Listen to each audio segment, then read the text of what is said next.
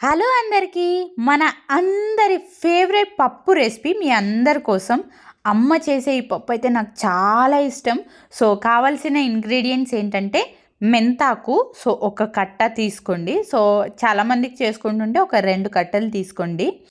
కొత్తిమీర కొద్దిగా, అండ్ ఎండు మిరపకాయలు తగినంత, అండ్ బాగా పండైన టమోటాలు 3, కరివేపాకు తాలింపు కోసం, అండ్ ఒక తెల్లుల్లిపాయ, అండ్ చిన్నగా తరిగి పెట్టుకున్న ఆనియన్, అండ్ పప్పు కొద్దిగా ఎక్కువే తీసుకోండి. సో మెంతికూర పప్పు ఎలా చేసుకోవాలో ఇప్పుడు ఇంగ్రీడియంట్స్ అయితే చూసేశారు కదా, ఎలా చేసుకోవాలో చూసేయండి. సో ఒక కుక్కర్ పెట్టుకుని చెప్పాను కదా అమ్మ అన్నిటికీ గీనే వాడుతుందని. సో గీలో తాలింపు పెడుతుంది. థ్యాంక్ గాడ్ మా ఇంట్లో అసలు ఎవరు డయట్ చేసేవాళ్ళు లేరు. డయట్ చేసేవాళ్ళు ఉంటే డయట్ అంతా గాన్, అసలు మొత్తం గీతోనే.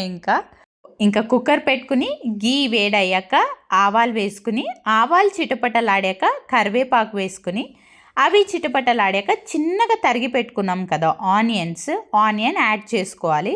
సో ఇవన్నీ యాడ్ చేసుకున్నాక ఆనియన్స్ డార్క్ బ్రౌన్ కలర్ వచ్చేదాకా కొద్దిగా ఫ్రై చేసుకుని, తర్వాత డ్రై చిల్లీ యాడ్ చేసుకుని, ఈలోపు అవి ఫ్రై అయ్యేలోపు మనం తెల్లుల్లిపాయ తీసుకున్నాం కదా, కొద్దిగా ఎక్కువే తీసుకోండి. ఆ ఎసెన్స్ చాలా బాగుంటుంది.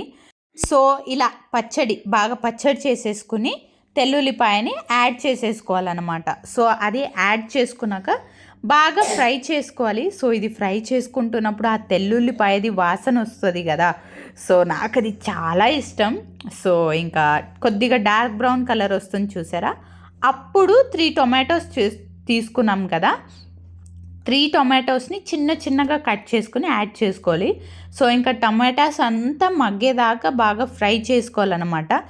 అమ్మ అయితే చింతపండు వాడదు, టొమాటోసే ఇంకా పులుపు ఉంటుంది కదా అని చింతపండు అయితే వాడదు పప్పుకి. సో ఇంకా బాగా వాష్ చేసుకుని కడిగి చిన్నగా కట్ చేసుకున్న మెంతాకు యాడ్ చేసేసుకోవాలన్నమాట. ఇది యాడ్ చేసుకున్నాక మరీ ఎక్కువసేపు ఫ్రై చేసుకోకూడదు, కొద్దిగా దగ్గర అయ్యేదాకా మగ్గేదాకా ఫ్రై చేసుకుని, ఇంకా కొద్దిగా జీలకర్ర, ఇంకా తగినంత జీలకర్రని యాడ్ చేసుకొని ఫ్రై చేసుకోవాలి. సో ఇదంతా బాగా దగ్గర పడుతుంది, ఒక ముద్దలాగా అయ్యేదాకా ఫ్రై చేసుకోవాలన్నమాట. సో ఇదంతా అయ్యాక చూస్తున్నారు కదా, ఇంతవరకు ఫ్రై అవ్వాలి బాగా. సో ఇంత మాత్రం ఫ్రై అయ్యేదాకా ముందుగానే నానబెట్టుకుని వాష్ చేసుకుని ఉంటాం కదా పప్పుని యాడ్ చేసుకోవాలి. పప్పు యాడ్ చేసుకున్నాక కూడా ఒక 2-3 మినిట్స్ బాగా ఫ్రై చేసుకోండి. ఎందుకంటే వేసుకుని ఉంటాం కదా, ఇంగ్రీడియంట్స్ అంతా బాగా పట్టాలి మిక్స్ అయిపోయేదాకా. సో ఫైనలీ వాటర్ వేసుకుని బాగా ఇలా కలిపేసుకుని, ఫైనలీ ఇంకేం మూత పెట్టుకుంటున్నాము అనేటప్పుడు రాక్ సాల్ట్ అంటే కల్లుప్పు అంటాం కదా, అది యాడ్ చేసుకోండి. చూసుకుని యాడ్ చేసుకోండి తగినంత. ఇంకా ఫైనలీ కుక్కర్ మూత పెట్టేసుకోవాలి.